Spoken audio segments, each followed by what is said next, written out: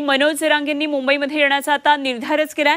आरक्षण मिळेपर्यंत मुंबईमधून हटणार नसल्याचं जरांगेंनी म्हटलंय। उपोषण सोडायला आलेले ते मंत्री कुठे आहेत?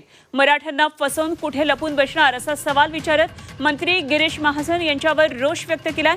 ते 54 लाख नोंदी सापडून सुद्धा प्रमाणपत्र दिली नाहीत आणि मग मसुद्याचा काय फायदा असा संतप्त सवाल त्यांनी उपस्थित केलाय।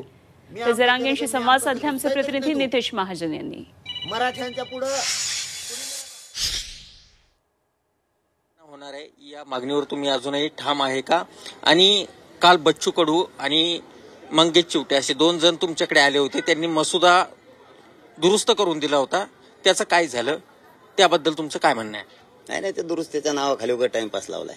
काय दुरुस्ती फिरुस्ती 1.5 महिन्यापूर्वीच त्यांना दिलेलं आहे, त्यामुळं सगळे सोयरे आणि त्याची व्याख्या ते काय उगा बहाणेबाजी येते मराठ्यांना फसवण्यासाठी। पण मी फसवत नाही आणि मराठ्यांना आता फसू न देत। अमृत नोनी आर्थो प्लस ये एक प्रूवन फॉर्मूला है। इसमें मौजूद नोनी फल के गुण और आयुर्वेदिक जड़ी बूटियां शरीर को जरूरी पोषक तत्व देने के साथ साथ हड्डियों और जोड़ों के घिसने, उनमें होने वाले सूजन और दर्द को रोकने में मदद करता है। दर्द मुक्त जीवन के लिए अमृत नोनी आर्थो प्लस।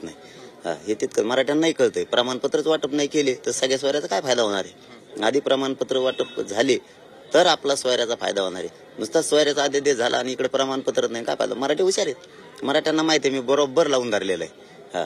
मी जर थोडा गाफील असतो म्हणलं असतो आता अध्यादेश निघाला, चला झालं मराठ्याचं कल्याण। आणि काय झालं कल्याण? नुसता कागद राहिला असं देऊ। त्यांनी कुणाला मागायचं होतं प्रमाणपत्र? त्यांच्या सोयऱ्याला। समजा सोयऱ्याचा जर अध्यादेश काढला ते कुणाला मागणार?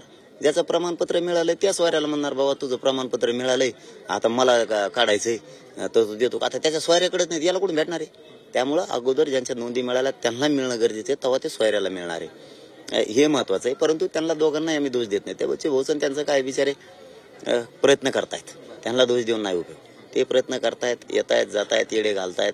हे काम उपोषण सोडायला आलेल्या मंत्र्यांचं होतं, ते कुठे गेले?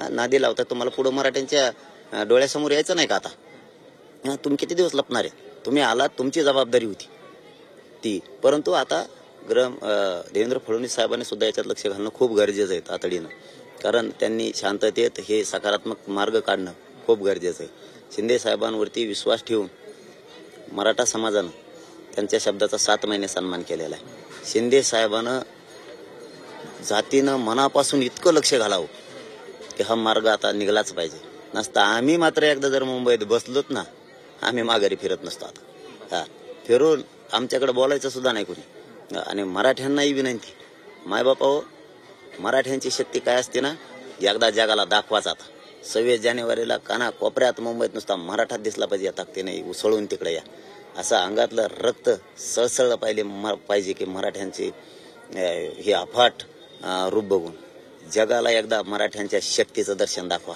नका घरात थांबू। आता स्वतःचे पोरं जर मोठे करायचे असले, त्यांचं कल्याण करायचं असलं तर सगळ्यांनी घराच्या बाहेर पडा। मी उद्या 9 वाजता अंतरवाली सोडतोय। मराठा समाजाच्या ताकदीची संपूर्ण जगामध्ये चर्चा झाली पाहिजे, अशा पद्धतीने उद्याच्या मुंबईकडे निघाऱ्या मोर्चामध्ये लाखोंच्या संख्येने मराठा समाजानं सहभागी व्हावं, अशा प्रकारचं आवाहन मनोज जरांगे पाटील यांनी केलेलं आहे। आणि उद्या कुठल्याही परिस्थितीमध्ये मुंबईकडे आम्ही मोर्चा घेऊन निघणार आहोत, अशा प्रकारचा इशारा देखील त्यांनी राज्य सरकारला दिलेला आहे। Video journalist Mohammad Taufiq sir, Nitesh Mahajan, Zee media, Antarwali, Sarati.